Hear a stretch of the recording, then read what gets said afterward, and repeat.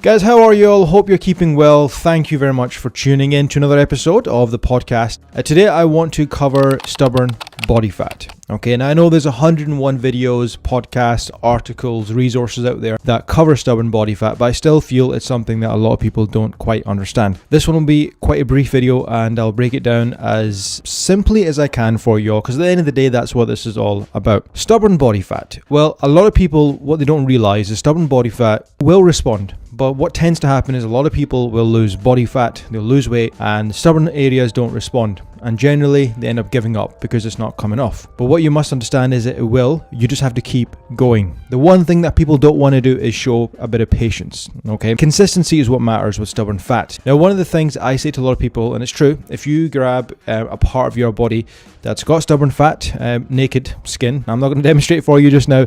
If you grab onto it, the temperature will be far cooler. Okay, if you are able to hold on to it and it's a bit cooler, you'll notice that the blood flow there, well, what that means is the blood flow in that area is not efficient, for lack of a better term. Doesn't mean that you're dying and that you're not getting blood in there. It just means that you're not getting adequate blood flow in there. So in most cases, if you think about it logically, a lot of people who have office jobs, desk-based jobs, and they're seated for most part of the day, okay, their glutes are inactive, so they're not able to move around much, and they don't really exercise as a whole. They get up, they do their walk, they do their commute, they do their drive home, they go back to work the following day, and it's that repeated pattern of sitting down.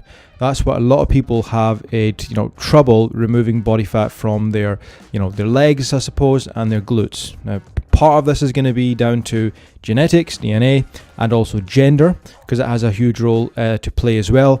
But we can absolutely improve the blood flow in these areas to lose stubborn fat if we are active in some way, shape, or form.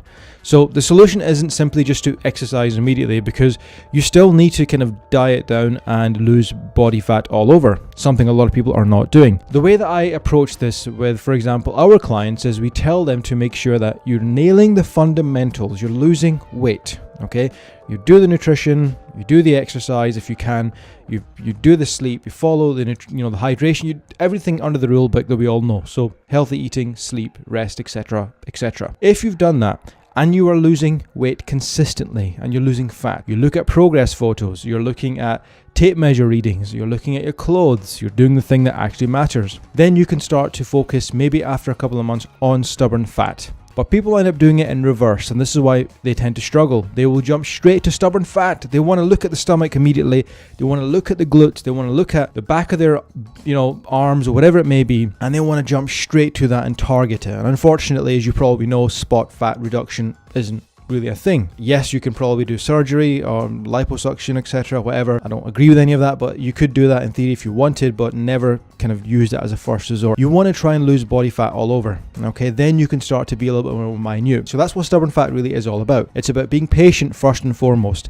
These areas will respond. Then you can focus a little bit more on strategies like exercising and training those areas to improve blood flow. And then you will notice the changes eventually. You will notice stubborn fat eventually coming off. But you cannot exercise and immediately try to target that area thinking, oh, okay, if it's a case of blood flow, then I'll immediately exercise. Well, not entirely, because you still need to lose weight all over, i.e. a caloric deficit or a negative energy balance. And that's all you need to know about stubborn fat. You don't take supplements, you don't take any magic pill, there's no fasted cardio method, there's nothing that you need to know about. It really just is a game of, and this is why most people will tune out. When I do something like this, they don't pay attention, they don't want to hear it, because when they hear the word patience, when they hear the words keep going, it will come off. You have to keep, persisting.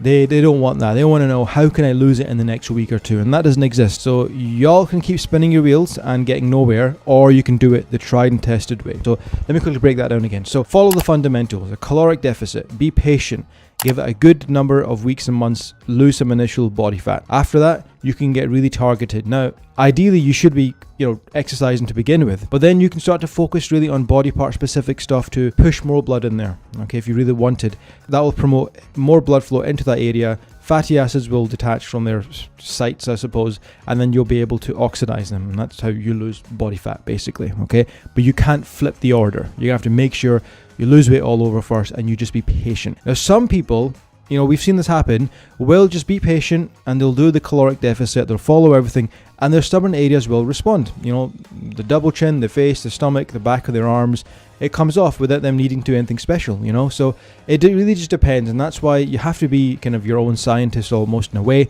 So just hang in there. That's what I'm trying to say, basically. Okay, folks, so that's stubborn fat. That's all you have to know. Please don't read any articles or follow any TikTok trends or anything as such, like incline walks to target, you know, the back of the legs or whatever it may be. There's nothing to it. It's very, very simple, as I've just gone through. So any questions at all, please let me know. Pop them below. If you're watching this on YouTube, then please do subscribe if you haven't done so. It's a growing channel, and if you're on YouTube, you know how much a subscribe means to growing channels in particular. So definitely hit the notification bell and drop a like as well if you found this useful. And if you're listening to this on the podcast, then just as always, reach out on social media. Drop us any questions if you've got any. But I thought I'd do stubborn fat because I've been getting this quite a lot recently, especially within our client circle as well. Some people have been curious, and I covered it in a private episode with our private coaching clients as well. Right, guys, until next time.